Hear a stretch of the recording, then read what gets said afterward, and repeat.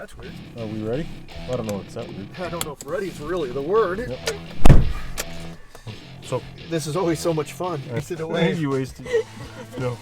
So Caitlin calls me 10:30 last night and says, "Hey Dad, my car's stuck in the parking lot at work." You're supposed to just put it in gear and go. We tried that. The voltage is too It didn't low. work. Yeah.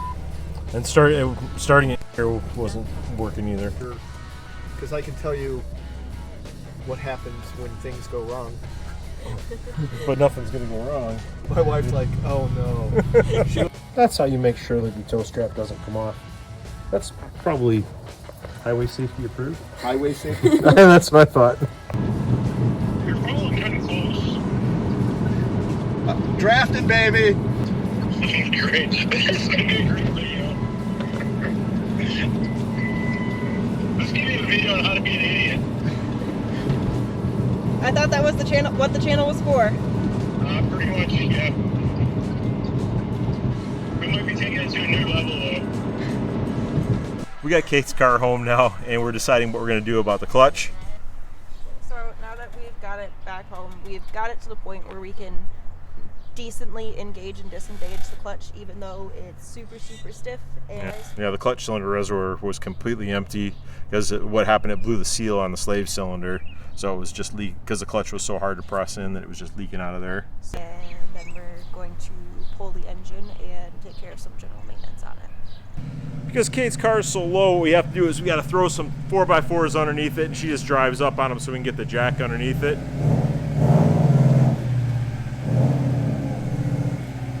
Kate and I got the car in the garage, we got it up on wood. We still got to get it up on jack stands right now, but we're deciding on how we're going to approach this. We're going to have to deal with the clutch, and most likely it's a throwout bearing. So we're kind of hoping right now we can save the clutch. Hate to throw down more money on that too, but we'll have to see. Because obviously if it's going to need it, and if it's going to need the flywheel resurfaced or replaced, we would do that too while we got it apart. So the other thing that we were talking about doing is it's got, 40,000 miles since it's had a timing belt, and yeah.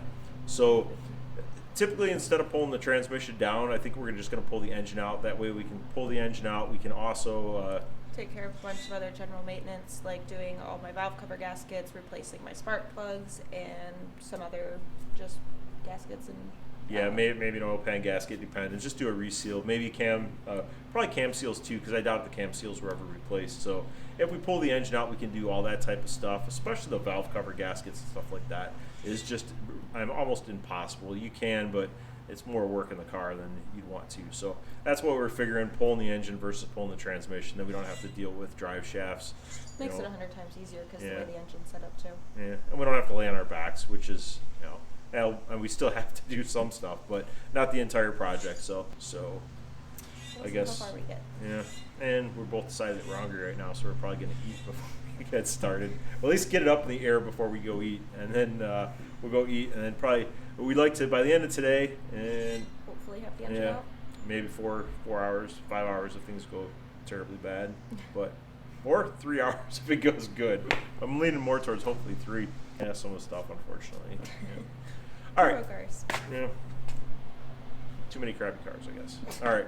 Or crappy cars. Yeah, let's get into it.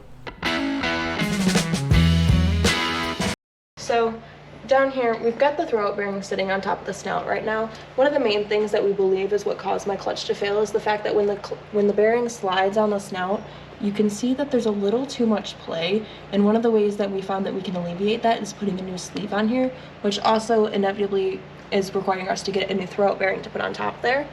But with the throwout bearing having too much slop here, it caused a bunch of notches on top of the snout, which is why one of the reasons why my clutch started to fail, because it wasn't moving, it didn't have the ability to move properly. That's how that goes. Yeah, all right. So we pulled my engine back off the engine stand, and I already put the flywheel back on, and right now I'm currently mounting the starter with some spacers that we just made in order for us to do a solid compression test. So we've got the starter hooked up now. In order for us to run the starter, we've got it jump started off of my battery, which is over here, and we threw a battery tender on it, or a battery charger, so that we can keep the battery alive. while we're compression testing. And what we did is we ran constant hot to the power terminal on the starter, grounded it out on my engine block, and then we've got a jumper wire that we can just hit on here to kick over the starter and turn over my engine. We've got the compression tester tool over here. We've got it put in cylinder 3 right now. We retested and have tested my entire engine. First round that we did this, we were getting some funky values. We were getting cylinder 4, we were getting about 130. Cylinder 2, we were getting about 120. 1, we were getting 125, 130. And then cylinder number 3, we were getting 60. So that was reading half the values of the rest of the engine, it's half the values of what it should be. So we have reseated the tool and we're going to be running this again. So this puts our reading at dead on for 120, which is the highest value that we've ever gotten off of cylinder number 3. So one of the main things that we're going to be doing for my engine while it's already out of the vehicle is we're going to be replacing my timing belt. The timing belt has 50,000 miles on it currently, so it's about time it needs to be changed. So while we're doing that, we're changing the timing belt, we're putting in a brand new water pump, we're also changing all of the pulleys on here as well, so we have a brand new fresh timing system. Decision of my car is not about me. So I've got a couple of the new parts right here, and I've got my oil pan gasket. I'm gonna beat you with the oil pan gasket. It wouldn't hurt if you did. Alright. I just throw the flywheel at you. Okay. Yeah.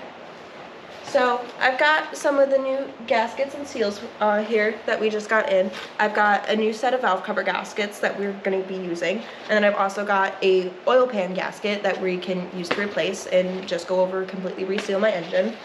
And I also picked up some cosmetic stuff so I have brand new center caps to match my wheels. They're from Drag that are going to match for a full set because I broke and lost a couple of them.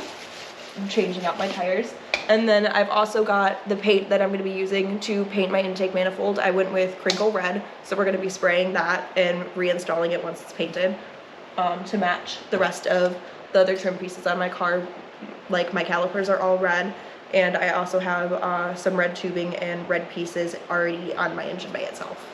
So I just finished painting the intake, and we've got it sitting here, I think fully dried by now. We ended up painting it Crinkle Red, and It does look pretty cool. Yeah. The one thing I'm not really happy about, though, is you painted my driveway. Yeah, you need to be a little more careful about that. we didn't have cardboard for that.